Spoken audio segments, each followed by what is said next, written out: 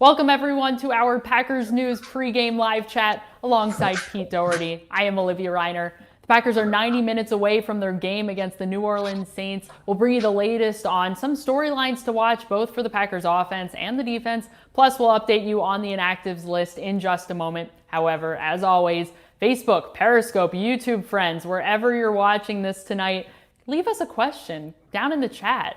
Leave us a comment, whatever you have in your mind, in your heart. I know you're a very inquisitive bunch over there. Pete and I will address some of those toward the end of our conversation today. Pete, Sunday Night Football, a very highly anticipated matchup between quarterbacks Aaron Rodgers and Drew Brees. However, the offensive matchup is going to be slightly less star-studded than it should be due to injury. Both Packers wide receiver Davante Adams and Saints wide receiver Michael Thomas are out of tonight's game, each with their own injuries. For Thomas, it's an undisclosed ankle, and for Adams, it's an undisclosed hamstring. The Packers being down Davante Adams is a major loss for that offense that has been really strong for the first two games this season. Adams has 192 receiving yards. He leads the team there over a game and a half because he left the game early against the Detroit Lions last week. How are the Packers going to get going early with their offense with Adams out? Yeah, well, and they've based their offense, even though it's a passing game and they throw the ball a lot, it's still the run game. They're running a lot on early downs, so we're going to see a lot of Aaron Jones, probably Jamal Williams. I wonder if AJ Dillon will get a little earlier. Well, I think last week he didn't play till the fourth quarter, if I remember right. So that'll be part of it, and we'll see what I would assume we'll see at least some of what we've seen up to now. A lot of two tight ends, maybe even some three. A lot of those jet sweeps. Tyler Ervin maybe getting the ball a couple times and a lot of fakes with him, and just asking Aaron Rodgers to find the open guy. So Valdez-Scantling and Allen Lazard are, a lot will be on them tonight too, because they're the 1 and the 2 instead of the 2 and the 3. Pete, there is no question that running back Aaron Jones is going to be relied on heavily in head coach Matt LaFleur's offensive game plan with Adams out. Jones leads the league in rushing yards, in total yards. He's even tied for the lead in touchdowns. However, the Saints know what to expect from Aaron Jones. They know that Jones can be dangerous both on the ground and through the air. How does head coach Matt LaFleur keep the Saints on their toes when it comes to Aaron Jones? It'll be, they'll probably line him up at receiver some. They've been playing Ervin together because Ervin really is, he's more of a flanker's not quite the right word, but more of a wing back almost than a running back. But they've been playing him with, either Jones or Williams on the field. So they could put Ervin in the backfield and line up. I mean, they're fine with lining up Jones at receiver or even in the slot. So we'll probably see him line up at a bunch of places. And I think that's really one of the most interesting matchups with this is you've got two of the best just all-around catch and run backs in the league with Jones and then Alvin Kamara on the Saints side. I think if you talk to scouts around the league, as good as Jones is and as great as he's played so far, I mean, he's definitely a top 10 back, and he's probably a top, 6 or 7 back, maybe even, just based at least on the first 2 weeks. Kamara still might be just a hair ahead of Jones, but they both can be used basically almost like receivers at times. But they're also both, obviously real running backs too, guys who can make cuts and burst through the hole. Jones is just great at that. Those zone handoffs where the play is starting to the right, and as soon as he gets the ball, he'll just see the daylight to his left, and he's cutting almost before he takes the handoff. He seems to break off 1 or 2 of those a game where he picks up anywhere between 10 and 25 yards. This will just be a really good running back matchup tonight. The Packers are not only going to be down wide receiver Davante Adams, they're also going to be missing defensive lineman Kenny Clark for a second straight game with an undisclosed groin injury. Clark sustained that injury against the Minnesota Vikings in Week 1. He returned to practice in a limited capacity on Thursday. He practiced as well on Friday. It was looking optimistic that he might play in tonight's game. He was questionable for tonight's game. However, he is not going to play. How much of a loss is it in both the run game and when it comes to attacking the quarterback that Clark's not going to be a part of the defensive line tonight? Yeah, big inside push is huge against Drew Brees. He's a shorter quarterback. You really want to get that push and, don't give him anywhere to step up into, and also makes him a little harder for him to see. I mean, he's 6 foot as opposed to the most of the quarterbacks who are, probably 6'2.5" to 6'4" or 5. And in the run defense, it's used because Kamara is such a good back. He can beat you on the ground if he's having a big day and they're blocking well. So yeah, this is a big loss, and that's what obviously the Packers must have known that there was a decent chance this was going to happen. They brought Wynn up from the practice squad, and he's played in the league. I don't know much about him, but he's played in the league, and this is going to be a really tough challenge without Kenny Clark for sure. With and without Kenny Clark, the Packers defense has struggled to get off to a hot start in both of their first 2 games. They allowed touchdowns on the opening drives against the Minnesota Vikings and the Detroit Lions. Head coach Matt LaFleur said that the defense is making too many mental errors early in the game. I asked defensive coordinator Mike Pettin how many mental errors did the Packers make on defense against the Detroit Lions last week. He said they made 6. 5 of them came in the first quarter. How can the Packers defense come out a lot stronger tonight against the Saints? I mean, I guess all that stuff is just, minding your P's and Q's, knowing where you're supposed to be, being sharp, either being, not being too overly hyped where it interferes with your thinking, or, just being completely engaged and ready to play when the first series hits. But they've been caught on their heels the first 2 games. They've been really bad in the first quarter.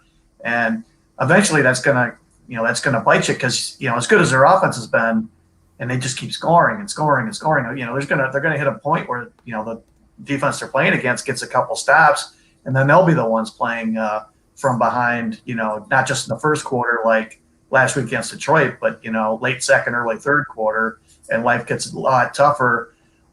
So I think it's more just if Pettin's right about the mental errors, then a lot of it's just about being engaged. It probably helps the Saints have 2 games in now, so the Packers have 2 games of tape. So there might be a little, not quite as many unscouted looks as there are in the first 2 weeks of the season, and maybe that'll help the Packers game planning a little bit.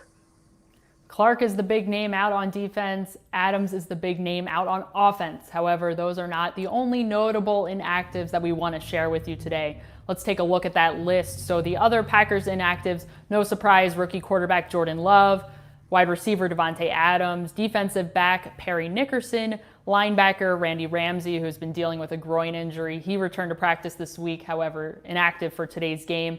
Tight end Josiah DeGuara is also inactive. Not a surprise there. He hadn't practiced for most of the week. He returned to practice earlier this week on Wednesday, did not practice Thursday or Friday with an undisclosed ankle injury. And then finally, defensive lineman Kenny Clark is also out of today's game.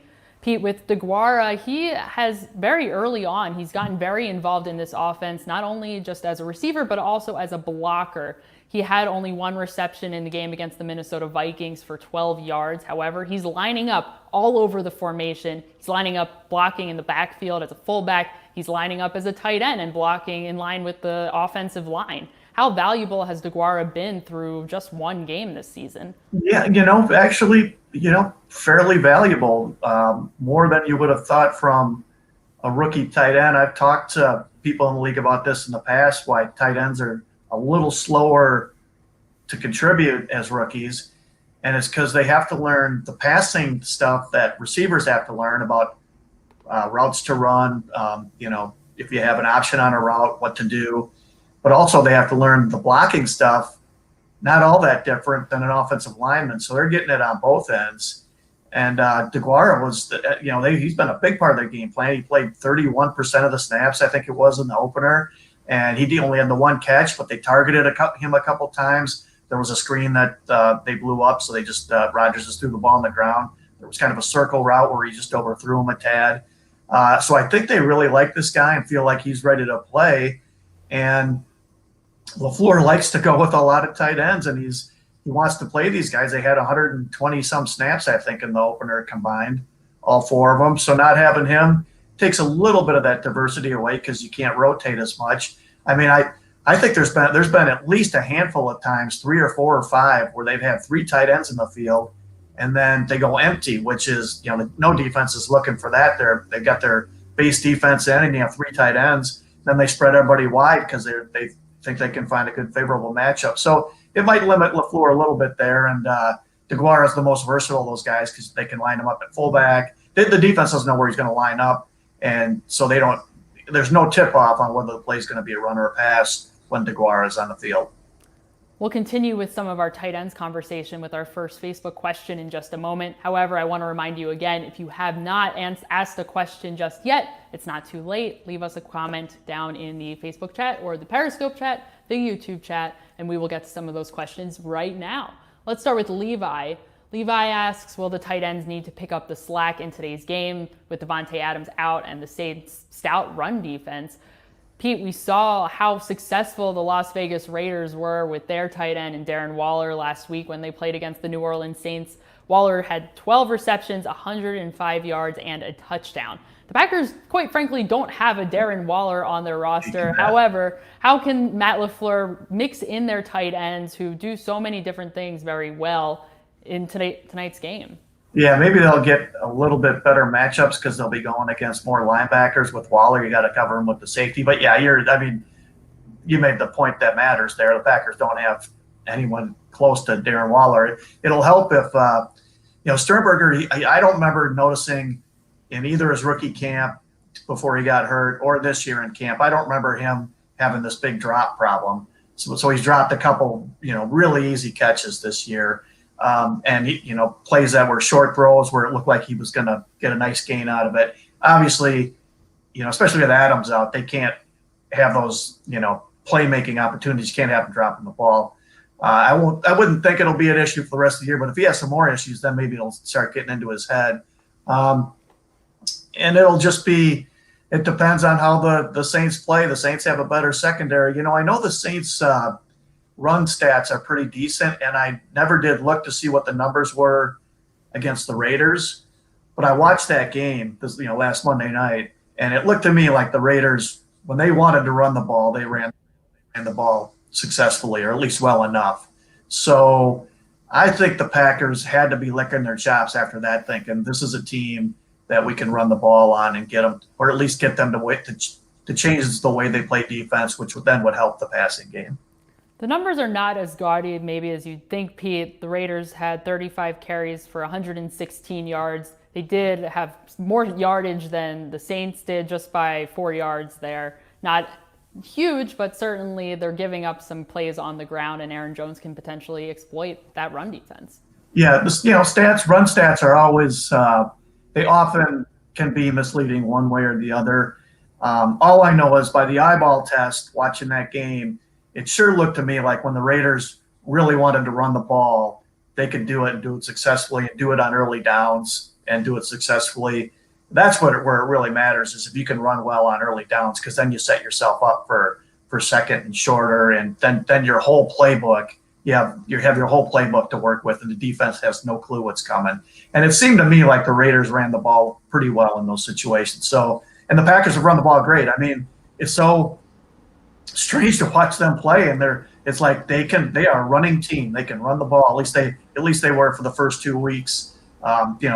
2 weeks is not 16. The long haul will reveal who they really are, but the early signs suggest they're just a different offense than they were last year. A different offense with a number of different weapons. Thank you, Levi, for your question. Speaking of some of those offensive weapons, let's move over to Jordan, our good friend over here, who's a loyal viewer of our live stream. Thanks for watching again, Jordan. Jordan asks, do we believe that running back / wide receiver Tyler Ervin and wide receiver Marquez Valdes-Scantling are the keys to the Packers winning this game offensively, with the Saints keying in on running back Aaron Jones? How important is it for head coach Matt LaFleur to get Tyler Ervin involved on some of those motions and to get Marquez Valdes-Scantling open down the field like he's good at? The motions are important. I was just watching Tennessee play the Vikings today, and they run basically the same offense that the Packers do also. And those jet motions, they spread defenses horizontally, and linebackers, it creates some doubt and indecision because one guy's already got a running start and he's going one way, and the back is going the other, and they don't know when the ball snapped where it's going. And that moment where they're leaning one way or the other, they get caught leaning the wrong way. That could be the difference between a 1 or 2 yard run and a 5 to 15 yard run. So yeah, I think Ervin will be a big part of the game plan, even if he doesn't put up really big numbers. He may not get a lot of touches, but he's still a fairly important part of the offense, considering he's just a part-time player. We'll probably see some of those really quick bubble screens to him too, because Adams was the guy they used to throw that to. I would think we'll see some of that with Ervin. And really, I don't know if I could just pick out one player and say this is the guy. It's going to be Valdez-Scantling's got to have a big game, or Lazard's got to have a big game, or Sternberger or Tanyan. It just kind of depends on what the defense does in part, and how well the Packers run the ball and how that sets other things up. But somebody in that group or collectively, they're going to have to make some plays, which was kind of the whole thing coming into the season was, behind Adams, obviously a really good receiver.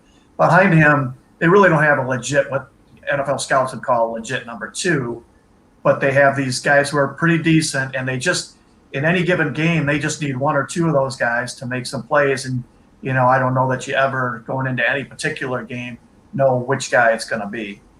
It's going to be a collective effort for the whole offense to reproduce Davante Adams' production in tonight's game. Adams was out for 4 games last year in the middle of the season with a turf toe injury, and it was on the entire offense to step up and replace him, and they did that. They went 4-0 in that stretch. So it's possible to be successful without Davante Adams. We'll see if the offense is able to pull that off tonight. Thank you, Jordan, so much for your question. Let's flip it over to the defense. Let's get some defensive discussion going with our friend here, Joe. Joe says the Smiths, Preston and Zadarius Smith, better show up tonight for the Packers. The outside linebackers have, they're good at getting pressure on the quarterback. Both of them each had a sack in the game last week against the Detroit Lions.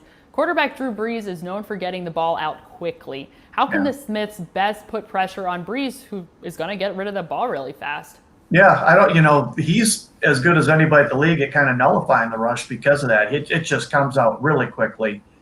So maybe they won't have that huge an impact as rushers. Maybe they will. Maybe they'll knock down a pass or two. I wonder if they'll have them just trying to squeeze the pocket more than trying to win going on the outside. Zadarius is a tall guy, 6'5", I think he is.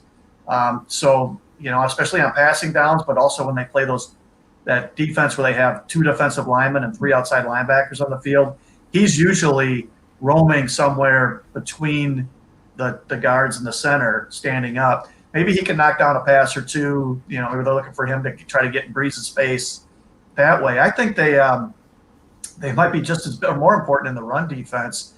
They're both such big guys. When the Packers signed them, I thought, this is really going to help their run defense too, because these guys are pretty big guys for playing on the end.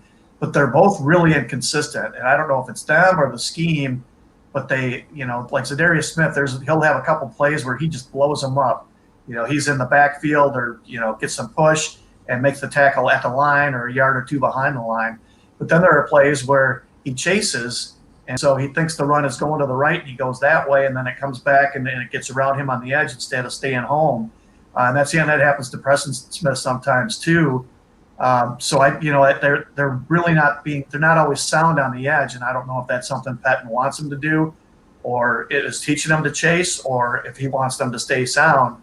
But with Kamara, that could be really important, is for those 2 guys to be good run defenders on 1st and 2nd down. It's not just on the outside linebackers like Preston and Zadarius Smith to try and stop the run. It's also on the interior players as well. No Kenny Clark. The Packers are going to rely on defensive linemen Dean Lowry, Tyler Lancaster, Montravius Adams, and Kingsley Keke to try and stop the run. We have a question here from Andrew. Andrew asks us to talk a little bit about the nose tackle that the Packers moved up, Billy Wynn. He was on the practice squad.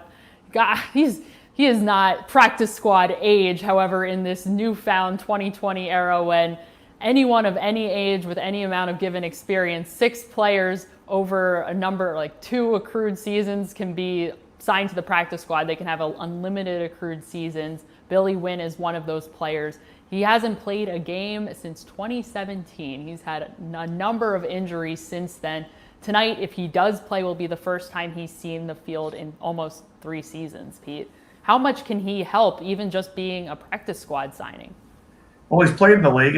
He's not young, so he's had a few years to develop his body in NFL weight programs. But as to Andrew's question, I mean, you tell me. No idea how he'll hold up. Never seen him play in a game, and the Packers brought him in to be an inside run stopper. They know that's one of the weaknesses of their defense, and he's a cheaper guy because he can put him on the practice squad.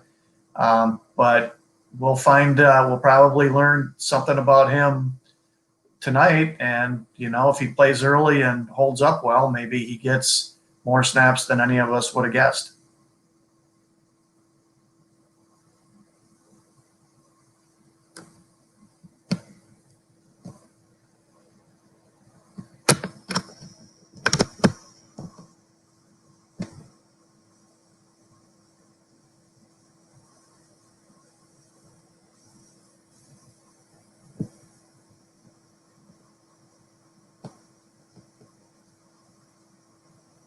Your sound is cut out, Olivia, and I took out the headphones and everything, and I still can't hear you. So there you go. I can hear you now, I think. Nope, I can't. Hear me now. Very faintly. It sounds like you're 1,000 miles away. That's not great. Give me 2 seconds. Can you hear me